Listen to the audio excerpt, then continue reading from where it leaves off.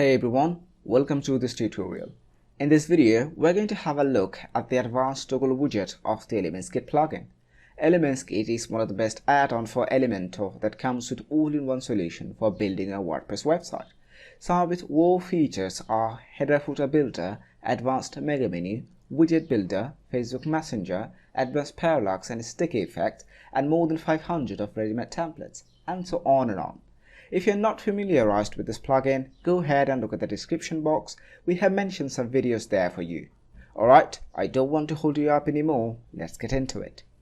Before jumping into the main part, I want to show you some of the demos that you can make with this widget or you can directly use for your website. In order to do it, you can visit our landing page, and this is the first example of the advanced toggle widget. There you can see three different types of buttons at the top, which are single, limited, and unmetered.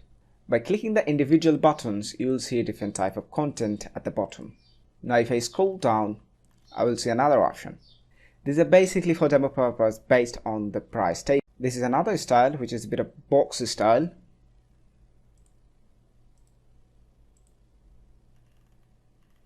This is another one. And this is the darker version. Now it's time to show you how you can use it. Before you start using it, you have to go to your dashboard, go to ElementsKit. By the way, if you don't know how to get this plugin in your dashboard, you can have a look at the description box. After you navigate to ElementsKit, you need to go Elements. Now you have to find out Advanced Toggle. There is the Advanced Toggle button. Make sure this one is activated. After that, click Save Changes. And in the last step, you have to create a page with Elementor Page Builder. Then from the search panel, search Advanced Toggle. You will see the Advanced Toggle widget with the eKit badge. Drag in the widget on your page.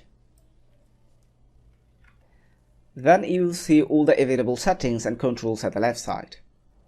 There will basically find two different types of style. This is the first style where you button. As an example, it comes with two different buttons like annual and monthly. You can change those buttons. I want to change the first one to 1 and the second one I want to make it 2, and let's add another one. I want to add here 3. Okay, inside of this button you'll find some other controls. The first one is the indicator background color. I want to change the indicator background color red.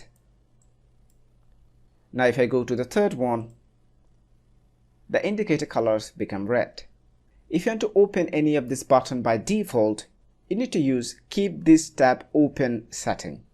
But right now I don't want to open any of them, so by default the first one will be open for all the time. There at the top you have the alignment option. After that you have the style to option.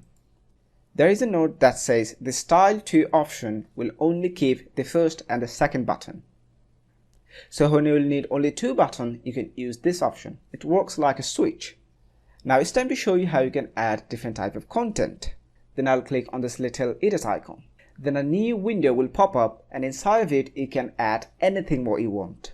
For example, I want to add pricing table.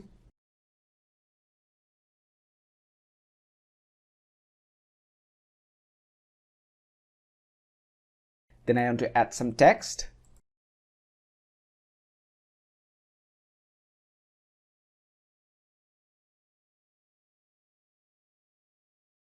And this is what I want to add inside of the first tab. I'll update it. After that, I'll close it.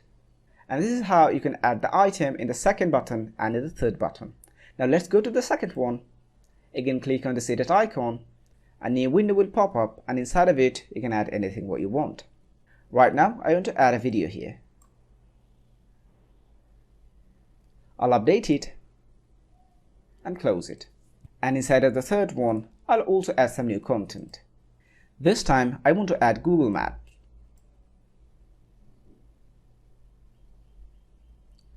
Alright, now update it and close it. Now if I switch the buttons, I will see different type of content. Now if you want to work with the style of these buttons, you can go to the Style tab from the left side. They'll find the background color option.